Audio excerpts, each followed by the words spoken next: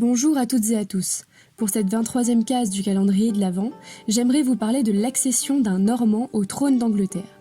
Et pas n'importe quel Normand, Guillaume le Conquérant. Ça claque comme nom, c'est vrai. Guillaume naît vers 1027, au château de Falaise. Je dis bien vers, parce que sa date de naissance reste assez vague. Avant de devenir Guillaume le Conquérant, il est surnommé Guillaume le Bâtard, étant le fils du duc Robert le Magnifique, encore un nom stylé, et d'une fille de tanneur de Falaise. Attention, on le nomme Guillaume le Bâtard parce que ses deux parents n'étaient pas unis par le mariage. C'est d'ailleurs une des raisons mises en avant par les barons normands qui remettent en cause sa légitimité pour l'évincer du pouvoir et satisfaire leurs ambitions propres.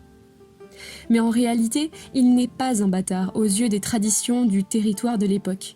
En effet, Guillaume et Robert sont des descendants de Rollon, un viking qui a obtenu du roi franc Charles III le Simple, moins stylé comme nom, les duchés de Rouen, Lisieux et Évreux par la paix de Saint-Clair-sur-Epte en 911.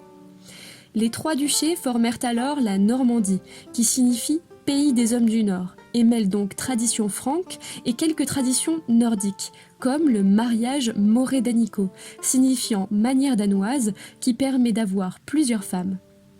Les Normands perçoivent donc les enfants nés en seconde noces comme légitimes et non comme des bâtards. Guillaume hérite donc légitimement de la Normandie à 8 ans lorsque son père meurt en pèlerinage. Sa jeunesse est marquée par la trahison de ses vassaux. Il échappe même à la mort à l'âge de 13 ans. Après 12 années d'anarchie, Guillaume, aidé du roi de France, remporte finalement la bataille de Vallès-Dunes et impose son autorité aux rebelles. Mais sa vie prend un nouveau tournant en 1066. En janvier de cette même année, son cousin, Édouard le Confesseur, roi d'Angleterre, meurt sans héritier. En effet, c'était un roi dévot, pieux et chaste, donc pas évident pour avoir une descendance. Durant son règne de 1042 à 1066, Édouard a cependant donné, par une lettre, à Guillaume l'assurance qu'il lui succéderait. Depuis la réception de cette lettre en 1051, Guillaume pense donc être le successeur désigné, mais la noblesse anglaise n'est pas de cet avis, plaçant Harold Godwin sur le trône. Furieux, Guillaume n'a plus qu'une solution, conquérir l'Angleterre par la force. Le choc entre Anglais et Normands a lieu le 14 octobre, près de Hastings. À ce moment, le désigné Harold succombe à une flèche, tandis que ses troupes se dispersent. C'est donc une victoire pour Guillaume, qui poursuit son avancée sur les terres anglaises. En décembre, les Normands sont à Londres et le jour de Noël 1066, Guillaume est couronné dans l'abbaye de Westminster. L'invasion de l'Angleterre peut alors commencer. Guillaume mate les révoltes, place ses fidèles, érige des châteaux ainsi que d'énormes cathédrales. À la fin des années 1070, son pouvoir est à son apogée, à tel point que le duc, devenu souverain, commence à faire de l'ombre au roi de France. C'est d'ailleurs contre les troupes de ce même roi que Guillaume lance sa dernière expédition, en 1087.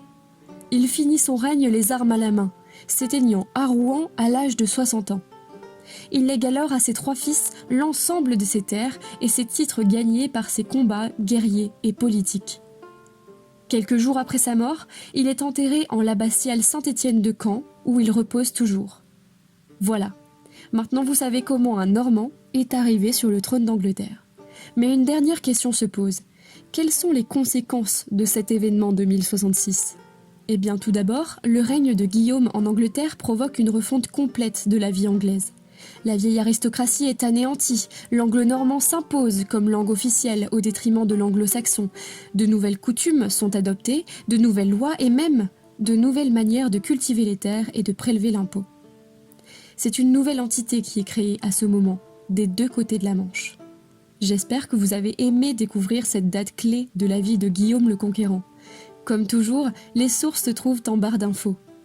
Demain, retrouvez Gabriel pour un nouvel épisode et quant à moi, je vous souhaite de très joyeuses fêtes de fin d'année. Salut!